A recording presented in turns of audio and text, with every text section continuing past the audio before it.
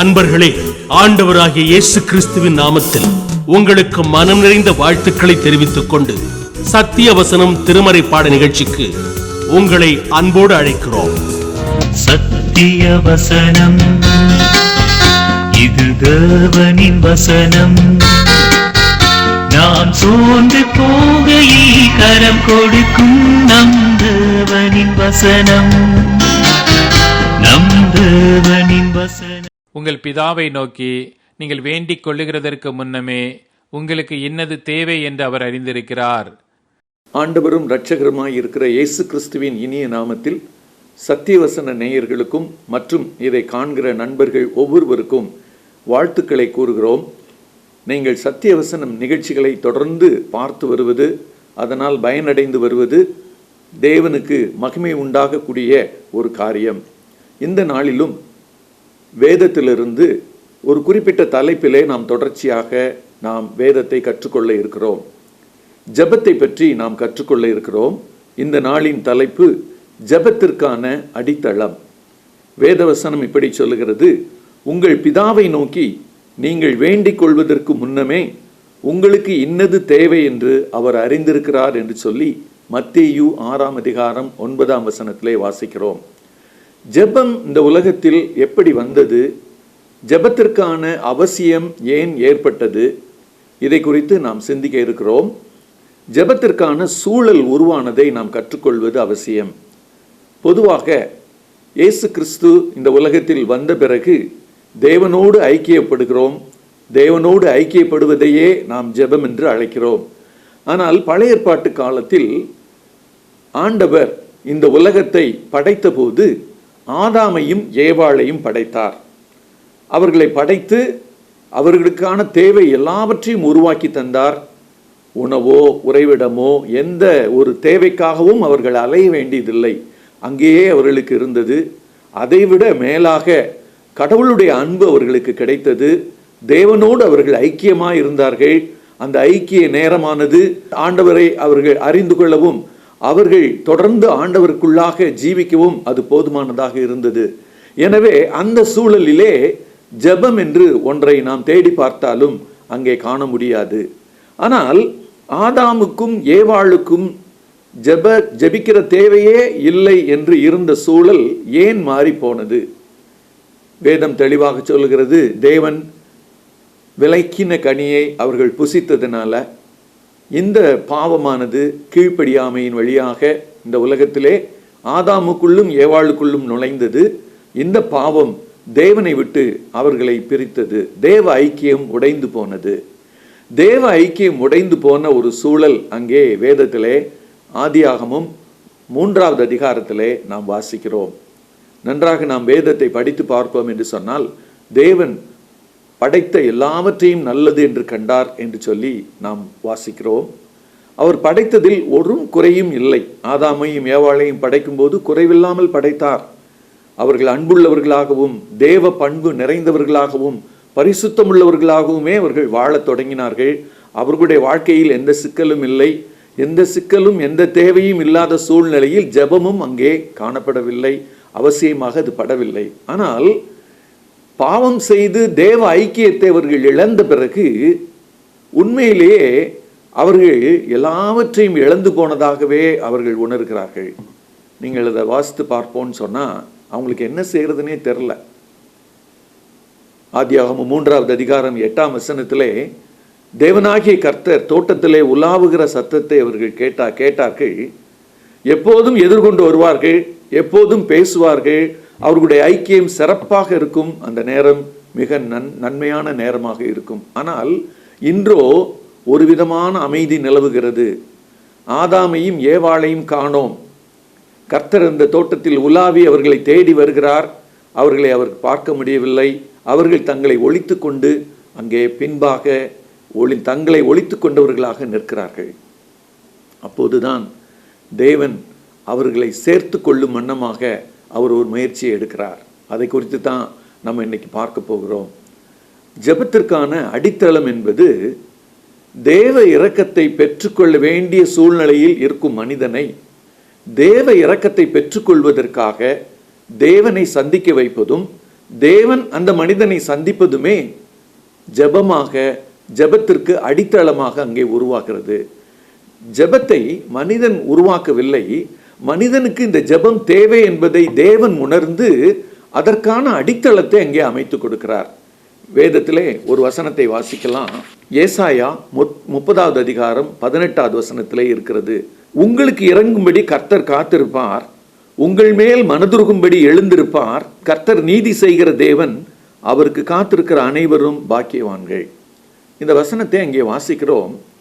இரக்கம் காட்டும்படி, இறங்கும்படி, மனதுருகும்படி கர்த்தர் காத்திருப்பார் என்று அங்கே சொல்லப்படுகிறது. இதற்கான ஒரு உண்மை காரியம் ஆதியாகமத்தில் முதல் 3ஆம் அதிகாரத்திலே அங்கே நடந்து விடுகிறது. ஏசாயா பின்னாட்களில் இதை சொல்கிறார். ஆனால் இவர்களை காணோம், ஆதாமையும் ஏவாளையும் காணோம். ஆண்டவர் அவர்களை தேடி வருகிறார். அவர்கள் ஒளித்து கொண்டிருக்கிறார்கள். அங்கே அவர் பேச ஆரம்பிக்கிறார். ஆதாமே, எங்கே இருக்கிறாய் என்று சொல்லி அவர் கேட்கிறார். இழந்து போன ஐக்கியத்தை மீண்டும் தர விரும்பும் ஆண்டவராக இங்கே ஆண்டவரை நாம் பார்க்கலாம். பொதுவாக பாவம் செய்த மனிதனுக்கு அவர் தண்டனை அளித்திருக்கலாம், இன்னும் என்னுடைய ஐக்கியம் உனக்கு இனிமே கிடையாதுன்னு சொல்லி அவர் மறுத்திருக்கலாம், எத்தனையோ காரியத்தை அவர் செய்திருக்கலாம். ஆனால் பாவம் செய்த மனிதனை தேடி வந்து அவர் பேசுகிறார். என்ன பேசுகிறார்? நீ எங்கே இருக்கிறன்னு சொல்லி கேட்குறாரு. அவருக்கு தெரியாதா அவர்கள் பின்னால் பாவம் செஞ்சு ஒளிஞ்சிருக்கிறாங்க, தன்னை பார்க்க அவர்கள் முடியாதபடினாலே ஒளிந்திருக்கிறார்கள்? இதெல்லாம் ஆண்டவருக்கு தெரியும். ஆனால் ஆண்டவர் கேள்வி கேட்பதனுடைய நோக்கம் என்ன என்று சொன்னால், பாவம் செய்துவிட்ட அவர்கள் தங்கள் வாயினாலே பாவத்தை அறிக்கையிட வேண்டும் என்பதே கடவுள் அவர்களுக்கு ஒரு நியமித்த வழியாக அங்கே தெரிகிறது. ஜெபத்திற்கான வழி முதலிலே மனிதன் இழந்து போன ஐக்கியத்தை தேடுவதற்காகத்தான் ஜெபம் என்பது இந்த உலகத்திலே ஆண்டவர் அந்த நாளிலேயே கொண்டு வந்தார். பின்னாட்களில் மனிதர்கள் தேவைக்காக ஜெபித்தார்கள், ஆபத்து காலத்தில் ஜெபித்தார்கள், தேசத்திற்காக ஜெபித்தார்கள் என்று பல வகையாக நாம் ஜெபத்தை நாம் பார்க்கிறோம். ஆனால் அங்கே ஜெபம் என்று சொல்லப்படவில்லை, வாய் திறந்து அவர்கள் ஜெபிக்கவும் இல்லை. ஆனால் ஜெபத்திற்கான அடித்தளத்தை கர்த்தரே அங்கே உருவாக்குகிறார். ஜெபத்திற்கான அடித்தளம் என்ன? இழந்து போன ஐக்கியத்தை மனிதன் எப்படியாவது தேட வேண்டும். இழந்து போன ஐக்கியத்தை தேவன் தர விரும்புகிறார் என்பதையும், அவனுக்கு இரக்கம் செய்ய விரும்புகிறார் என்பதையும், அவன் மேல் மனதுருக்கமாய் இருக்கிறார் என்பதையும் அவன் அறிந்து கொள்ள வேண்டும். அவன் அறிந்து கொள்வதற்கு வழியாக அங்கே கடவுள் அவனை நெருங்கி வருகிறார். ஆதாம்கிட்ட பேசுறாரு. ஆதாம் என்ன சொல்றாரு? ஏவாள் எனக்கு இந்த புசிக்க கனியை கொடுத்தாள், நான் புசித்தேன். ஏவாளை பார்த்து கேட்கிறார். ஏவாள் என்ன சொல்லுகிறார்? சர்ப்பமானது என்னை வஞ்சித்தது, நான் அந்த பழத்தை எடுத்து சாப்பிட்டு விட்டேன், கணவருக்கும் கொடுத்தேன். இந்த பகுதியை நம்ம பார்க்கும்போது அவர்களிடத்திலே பாவம் செய்ததை வாயினாலே அறிக்கையிட வைக்கிறார். ஆனால் அந்த நாளில் அவர்கள் இருவருமே நான் பாவம் செய்து விட்டேன் என்ற ஒரு வார்த்தையை அவர்கள் சொல்லவில்லை. ஒருவேளை பின் நாட்களில் பாவத்திற்கான அறிக்கையை மனிதர்கள் செய்யும்போது மிக தெளிவாக தேவனுடைய பிள்ளைகள் அதை செய்கிறதையும் கர்த்தர் அதை செய்வதற்கு வழி நடத்தினதையும் நம்ம பார்க்க முடியும். ஆனால் அந்த நாளில் ஆதாமும் ஏவாளும் தேவனால் சந்திக்கப்பட்டனர். முதல் தலைப்பாக நாம் பார்த்தது, கர்த்தரே ஐக்கியத்தை புதுப்பிக்க விரும்புகிறார். கர்த்தரே ஐக்கியத்தை புதுப்பிக்க விரும்புகிறார். ஒரு மனிதன் பாவம் செய்யும்போது தான் கடவுளுடைய ஐக்கியத்தை அவன் இழக்கிறான். அந்த ஐக்கியத்தை திரும்பவும் தருவதற்கு தேவன் விரும்புகிறார். பொதுவாக ஜெபிப்பதற்கு 4 வகையான சூழல்கள் நம்மை உந்தி தள்ளுகின்றன. முதல் சூழல், இழந்த ஐக்கியத்தை மீண்டும் பெறுவதற்கு தேவனும் அதை தருவதற்கு விரும்புகிறார், மனிதனும் அதை பெறுவதற்கு முன் வரும்போது அதை தருகிறார். அதற்கு மனிதன் ஜெபிக்கிறான். இரண்டாவது, தன் வாழ்வின் பிற தேவைகளுக்காகவும் மற்றவர்களுடைய தேவைக்காகவும் தேசத்தின் தேவைக்காகவும் மனிதன் ஜெபிக்க பழகுகிறான். அதன் பிறகு கர்த்தருடைய சித்தத்தை செய்வதற்காக தெரிந்து கொள்ளப்பட்ட மனிதன் கர்த்தருடைய சித்தத்தை அறிவதற்கும் அதை செய்வதற்கும் அவனுக்கு ஒரு தொடர்பு தேவைப்படுகிறது. அந்த தொடர்பு கடவுள் தருகிறார். அந்த தொடர்பு தான் ஜெபம். சித்தம் தவறும் போது மீண்டும் சித்தத்தை செய்வதற்கு தேவனோடு மன்னிப்பு கேட்டு இணைந்து அந்த சித்தத்தில் இணைகிற மனிதன் ஜெபிக்கிறான். இந்த 4 வகை சூழலுமே மனிதர்களுக்கு ஜெபத்தை உணர்த்தி, ஜெபிக்க வேண்டும் என்பதையும் உணர்த்தி, பல கட்டங்களில் வேதத்தில் அவர்களை ஜெபிக்க வைக்கிறது. நாம் அதில் முதல் ஒன்றைத்தான் பார்த்தோம். ஐக்கியம் இழந்த மனிதன் காத்திருக்கிறான். என்ன செய்வது என்று தெரியாமல் திகைத்து காத்திருக்கிறான். தேவனோ அவனுக்கு ஒரு நல்ல ஐக்கியத்தை மீண்டும் புதுப்பித்து தர முன் வருகிறார். அதற்காகத்தான் அவர் பேசுகிறார். ஜெபத்தினுடைய முக்கியமான ஒரு பங்கு என்னன்னா, தேவன் பேசுகிறார், நாம் கேட்கிறோம், நாம் பேசுகிறோம், தேவன் கேட்கிறார். இந்த ஒரு அடிப்படை உண்மைதான் ஜெபத்தில் எங்கு பார்த்தாலும் அது சுற்றி சுற்றி வரும். அநேகர் இந்த நாட்களிலே பேசிக்கொண்டே இருப்பார்கள். ஜெபத்தில் தேவன் பேசுவதை கேட்பதற்கு தயங்குவார்கள். இன்று நாம் தேவன் பேசுவதை கேட்பதற்கு கையிலே வேத புத்தகம் வைத்திருக்கிறோம். அந்த வசனங்களை தியானிக்கிறோம். அதன் மூலமாக பேசுகிறார். அப்படி அவர் பேசுவதற்கு இடமளிக்காமல் நாம் ஜெபிக்க போவோமானால் அது ஒரு வழி பாதையாகத்தான் இருக்கும். நாம் பேசிக்கொண்டே இருப்போம், அவர் பேசுவது நமக்கு என்னன்னே தெரியாது. ஆனால் ஜெபம் என்பது இருவழி பாதை. தேவன் பேசுவதை நாம் கேட்க வேண்டும், நாம் பேசுவதை தேவன் கேட்பார். ஜெபத்திற்கான அடித்தளம் அங்கே ஆதியாகமத்திலே உருவாக்கப்பட்டது. தேவன் பேசுகிறார், அவர்கள் கேட்கிறார்கள். அவர்கள் பேசுவதை தேவன் கேட்கிறார். ஜெபத்திற்கான அடித்தளம் அங்கே உருவாவதை நாம் பார்க்க முடியும். இரண்டாவது குறிப்பாக, தேவன் அவர்களுடன் பேச முன்வருகிறார். இது அவருடைய அன்பை நமக்கு புரிய வைக்கிறது.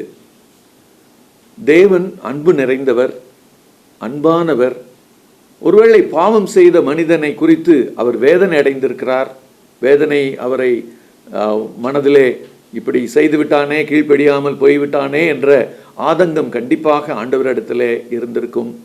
ஆனால் அந்த ஆதங்கத்தின் மத்தியிலும் ஆண்டவரே முன்முயற்சி எடுத்து இனிஷியேட் பண்ணி அவனோடு பேச வருகிறார். இன்றும் கூட அநேக நேரங்களில் மனிதன் பாவத்தில் விழும்போது, பாவத்தில் தவறும்போது மனிதனை தேடி வந்து பேசக்கூடிய ஒரு பெரிய அன்பான பண்பு தேவாதி தேவனிடத்தில் இன்றும் காணப்படுகிறது. இதை கேட்கிற அன்பின் நேயர்கள் நாம் நிச்சயமாக அதை உணரலாம். நாம் எத்தனையோ நேரங்களில் கடவுளை விட்டு விலகுகிறோம். ஆனால் திரும்பவும் ஆண்டவர் நம்மை சந்திக்கிறார். ஏனென்றால் ஆண்டவர் நாம் ஐக்கியமாய் அவரோடு இருப்பதைத்தான் விரும்புகிறார். ஐக்கியம் இழந்த சூழ்நிலையை ஆண்டவரும் விரும்புவதில்லை. இந்த உலகத்தில் ஒரு விருப்பம் ஆண்டவர் இருக்கும்னு சொன்னால் என்னவா இருக்கும் தெரியுமா? தன்னுடைய சொந்த குமாரன் இந்த உலகத்தில் உள்ள எல்லா மனிதரும் தேவனோடு ஐக்கியப்படுவதற்காக நான் அனுப்பியிருக்கிறேன்.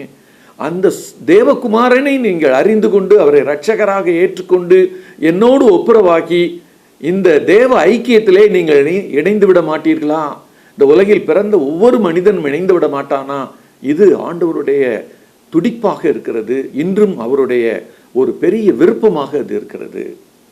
இந்த நாளிலும் இந்த செய்தியை கேட்டுக்கொண்டிருக்கிற நீங்களும் நானும் ஏன் ஜெபிக்கிறோம், எப்படி ஜெபிக்கிறோம் என்று ஒரு விசை கண்களை மூடி நாம் சிந்தித்து பார்ப்போம் என்று சொன்னால், நமக்கு சொல்லிக் கொடுத்தார்கள் ஜெபிக்க வேண்டும் என்று, ஜெபிக்கிறோம். ஆனால் ஜெபத்திற்கான உண்மையான தேவை என்பது தேவனோடு ஐக்கியப்படுவதுதான்.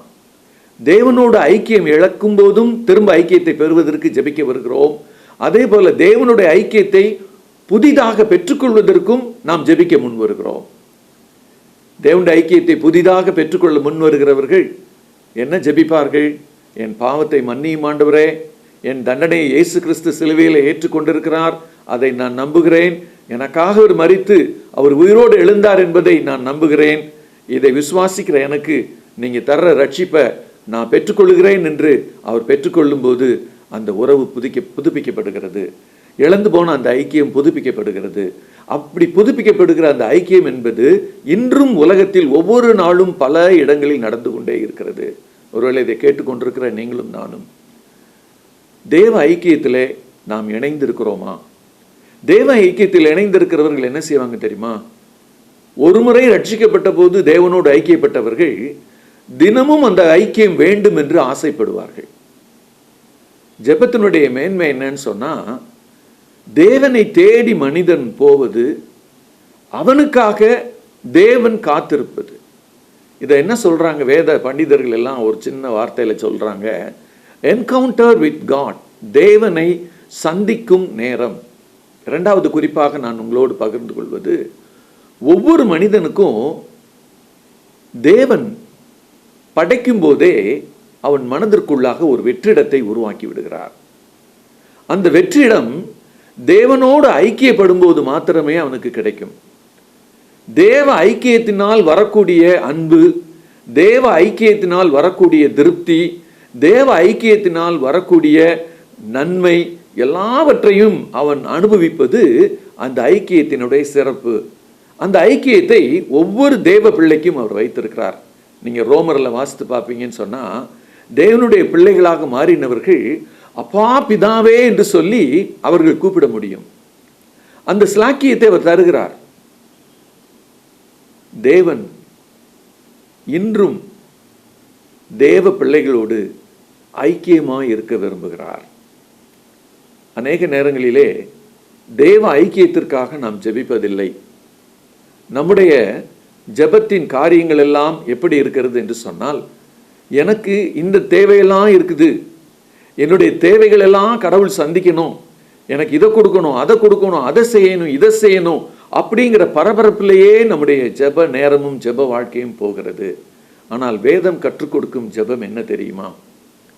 தேவனோடு ஐக்கியப்படுவது. அந்த ஐக்கிய நேரத்திலே தேவன் தன்னுடைய அன்பை நமக்கு பகிர்ந்து கொள்வார். நாமும் அவரை பார்த்து என்ன சொல்லுவோம்? ஆண்டவரே, நான் உம்மை நேசிக்கிறேன் என்று சொல்லுவோம். அவர் நம்முடைய வாழ்க்கையை சரிப்படுத்துவதற்கு வேத வசனத்தை பயன்படுத்துவார். இந்த வசனத்தின்படி நீ தவறிவிட்டாய் என்று உணர்த்துவார். நாம் சரி செய்து கொள்வோம், ஆண்டவரோடு மீண்டும் ஒப்புரவாவோம், ஐக்கியம் புதுப்பிக்கப்படும். நாம் ஆண்டவருக்கு நன்றாக கீழ்ப்படுகிறவர்களாய் இருந்தால் ஆண்டவர் ஜெப நேரத்திலே நிச்சயமாக நம்ம என்ன சொல்வாருன்னு சொன்னா, என் பிள்ளையே, என் மகனே, என் மகளே, நீ என்னுடைய சித்தப்படி நடக்கிற, நீ என்னுடைய சித்தப்படி பரிசுத்தமாய் வாழ்கிற, ஒரு நாளிலே நான் உன்னை அழைத்து கொண்டு போக இந்த பூமிக்கு திரும்ப வருவேன் என்று சொல்லி நம்மை அவர் அரவணைப்பார். ஜெப நேரம் என்பதும் ஜெபிக்கும் நேரம் என்பதும் கிறிஸ்தவனுடைய வாழ்க்கையிலே ஒரு முக்கியமான அங்கம். அநேக நேரங்களிலே ஜெபிக்கும் போது நாம் கர்த்தரை முன்னாக வைத்திருப்பதை நாம் நினைத்து கொள்ள வேண்டும். நாம் ஜெப நேரத்தில் பின்னாக இருக்கிறோம், கர்த்தரே எனக்கு முன்னாக இருக்கிறார். ஆகையினால் தான் தாவீது சொல்கிறார், சங்கீதம் 16 நீங்க வாசித்து பார்ப்பீங்கன்னா, கர்த்தரை எனக்கு முன்பாக நான் எப்பொழுதும் வைத்து கொண்டிருக்கிறேன், அவர் என்ன நம்பிக்கையா இருக்கிறபடியினாலே நான் அசைக்கப்படுவதில்லை என்று சொல்லி அவர் சொல்லுகிறார்.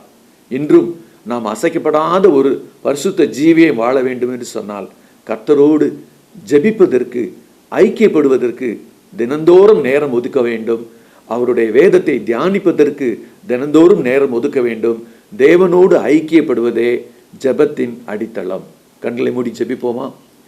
எங்களை அதிகமாய் நேசிக்கிற எங்கள் அன்பின் பரம தகப்பனே, இந்த நல்ல நாளுக்காக, இந்த நாளில் நீர் எங்களுக்கு கொடுத்த உம்முடைய ஐக்கியத்திற்காக நாங்கள் நன்றி செலுத்துகிறோம். ஏனென்றால் ஜெபம் என்பதே தேவனோடு ஐக்கியப்படுவது, தேவனுடைய அன்பை பகிர்ந்து கொள்வது, தேவனை நோக்கி பார்ப்பது, தேவனுக்கு தன்னையே ஊற்றி அர்ப்பணித்து விடுவதே ஜெபம் என்பதை வேதத்தின் வாயிலாகவும், வேதத்தில் ஜெபத்திற்காக நீர் அமைத்து தந்த அடித்தளத்தின் வாயிலாகவும் நாங்கள் அறிந்து கொள்கிறோம். ஜெபத்தை நாங்கள் ஒருபோதும் விட்டுவிடாதற்கு எங்களுக்கு உதவி செய்யும். இன்றும் கூட ஜெபிக்க மறந்தவர்கள், ஜெபிக்க விட்டுவிட்டவர்கள், கடவுள் எனக்கு ஒரு காரியத்தை செய்யவில்லை, இந்த தேவையை அவர் செய்யாதபடினாலே நான் ஜபிப்பதிலே பிரயோஜனமில்லை என்று சொல்லி நிறுத்தி விடுகிறவர்கள் யாராவது இருப்பார்கள் என்று சொன்னால் அவர்களை நீ தட்டி எழுப்பும்படி நாங்கள் ஜெபிக்கிறோம். ஒவ்வொரு நாளும் தேவ பிள்ளை ஜெபிக்க வேண்டும். ஒவ்வொரு நாளும் தேவனோடு ஒரு தேவ பிள்ளை ஐக்கியப்பட வேண்டும். ஒவ்வொரு நாளும் ஜெபத்தின் வாயிலாக தேவ வல்லமையையும் தேவ கிருபையும் பெற்றுக்கொள்ள வேண்டும். இதை உணர்ந்தவர்களாக நாங்கள் ஜெபத்தில் இருக்க எங்களுக்கு உதவி செய்யும். உம்மை நன்றியோடு துதிக்கிறோம், ஸ்தோத்தரிக்கிறோம். இரட்சகர் இயேசு கிறிஸ்துவின் இனிய நாமத்தில் ஜெபத்தை ஏறெடுக்கிறோம் எங்கள் ஜீவனுள்ள நல்ல பரம தகப்பனே, ஆமேன். இந்த புத்தகம் பற்றிய விபரங்களுக்கு சத்திய வசனம் அலுவலகத்தை தொடர்பு கொள்ளவும்.